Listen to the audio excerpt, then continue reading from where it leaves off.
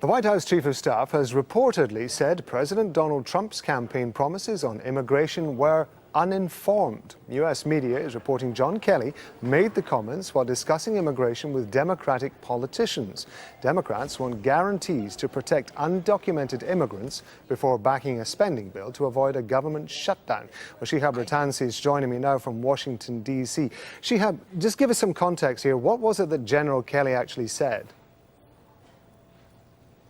Well, it seemed to be another case, and we've seen a lot of this recently, particularly in that book by Michael Wolff, The Fire and the Fury, and someone very close to Donald Trump politically, almost bad-mouthing him and boasting about their influence over Donald Trump. So John Kelly said that while Donald Trump was on the campaign trail, his policies, his signature policy, his key policy, build the wall, was uninformed, and that Kelly had to explain to Donald Trump that it simply wasn't possible, geographically, topographically, to build a cement wall from sea to shining sea. In addition, there was no way that the Mexican government was directly going to pay for it. So that's what was so strange about this. Kelly was bragging about this. That's all very well, but the problem is everything that Trump says in public doesn't suggest he has evolved, as Kelly was suggesting to lawmakers in Congress. It's kind of added to the confusion as to where the administration stands.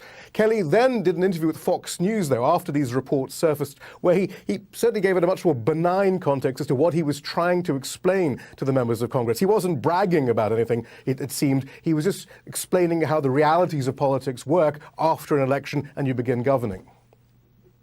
He's adjusted the way he's looked at the South Asia strategy, Afghanistan.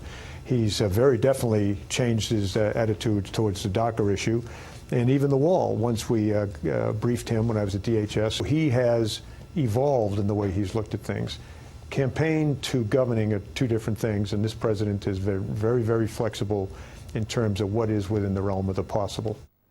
Yeah, Shihab, as we mentioned before, this is all part of talks leading up to trying to find some sort of agreement ahead of this Friday deadline for to prevent the government shutdown. Now, we've been in this situation before. We saw it during the Obama era, but at that point, the two sides were much closer. This time, they're very far apart. What do you think the expectation is, that there might be an agreement that will actually avoid this shutdown?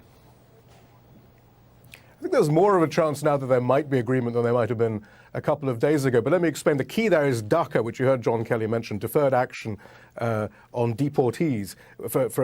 These are the immigrants who came to the U.S. as children without the proper documentation. President Obama gave them a waiver against deferral. Donald Trump said he was going to stop that deferral, but gave Congress until March to come up with a way to come up with some sort of replacement for it. He said, I love these people, after all.